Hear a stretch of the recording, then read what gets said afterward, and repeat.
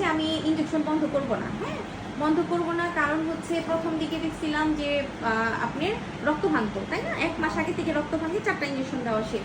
তো এখনো দেখতেছি যে এই প্লাসেন্টার পজিশনটা পরিবর্তন হয় নাই, এই প্লাসেন্টাটা নিচের দিকে, তার মানে কি বাচ্চা যে ফুলটা থাকে ওইটা হচ্ছে নিচে, হ্যাঁ একদম নিচে কাভার করে আছে, এটাকে বলে প্লাসেন্টা প্রিভিয়া। এই প্লাসেন্টা প্রিভিয়া থাকলে দেখা যায় সব থেকে বলা হয় বাচ্চা পেটে থাকলে এটা সব থেকে গুরুত্বপূর্ণ একটা বিষয় এবং অনেক বেশি ডেঞ্জারাস যেটাকে বলে, হ্যাঁ ভয়ঙ্কর। দেখা যায় প্লাসেন্টা প্রিভিয়া থাকলে রক্ত ভাঙতে পারে, হ্যাঁ এই কারণে আমরা দেখা যায় ওষুধগুলো দিতেছি, প্রতি সপ্তাহে একটা করে ইনজেকশন দিতেছি, এটা চালাতেই হবে। এবং প্লাসেন্টা প্রিভিয়া কিন্তু পরিবর্তন হয়, এমন না যে পরিবর্তন হয় না। যদি এই ফুলটা পরিবর্তন হয়ে যায়, বুঝতে পারছেন মুরব্বী, যদি উনি আপনার বাবা তাই না, যদি এইটা পরিবর্তন হয় পজিশন, তখন আমি ইনজেকশনটা বন্ধ করে দিব। যেহেতু আপনি এটা অনেক বছর পরে আল্লাহর রহমতে আল্লাহর কাছে চায়া যেভাবেই হোক আমার কাছে চিকিৎসা করে যেভাবেই হোক বাচ্চাটা ধরছে, তাই না, তো আমি এটা কোনোভাবেই এটা মানে আল্লাহ তো অবশ্যই লাগবে, কোনোভাবেই আমি এটা নষ্ট করতে চাই না, বুঝতে পারছেন। কাজে আপনি ইনজেকশনটা কষ্ট করে হলেও আপনি দেন প্রত্যেক সপ্তাহে। আর প্লাসেন্টা প্রিভিয়ার পজিশন যদি পরিবর্তন হয়ে যায় তাহলে আমরা অবশ্যই নর্মাল ডেলিভারির জন্য চেষ্টা করব।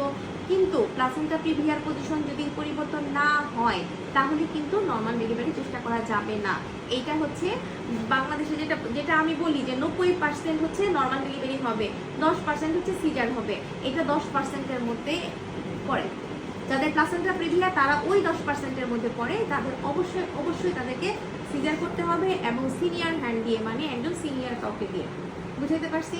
এটা কিন্তু অনেক গুরুত্বপূর্ণ। কাজে আপনি কোনো বেশি জার্নি করবেন না, মানে ঝাঁকিতে যাবেন না, বেশি বেশি ভারী কাজ করবেন না, রেস্টেই থাকবেন, আর যেভাবে বলছি এভাবে চলবেন।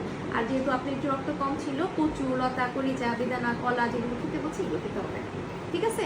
আর যদি পায়খানা কষা হয় তাহলে যেটা বলছি আপনি শরবত খাবেন, আর এগুলো সিরাপ দেওয়া আছে, ওই সিরাপটা খেতে পারেন, ইসুপগুলির ভুসি খেতে পারেন, ডেরিজেল পাউডার আছে খেতে, আপনি সবই বলা আছে আমার। খুব যদি বেশি পায়খানা কষা হয়ে যায় একটা গ্লিসাপ সাপোজিটরি দিয়ে তারপরে পায়খানায় যাবেন। বুঝতে পারছি আপনাকে নিয়ে শুধু আপনি যে চিন্তিত এমন না, আমিও চিন্তিত। আমি চাই যে আপনি বাচ্চা হইলে আমি যাতে সবাইকে দেখাতে পারি, ঠিক আছে, যে এত বছর পরে বাচ্চা ধরছে ওনার, এবং আলহামদুলিল্লাহ এত বড় একটা সমস্যা থেকে উনি এই জার্নিটা আপনি অতিক্রম করে আসছেন।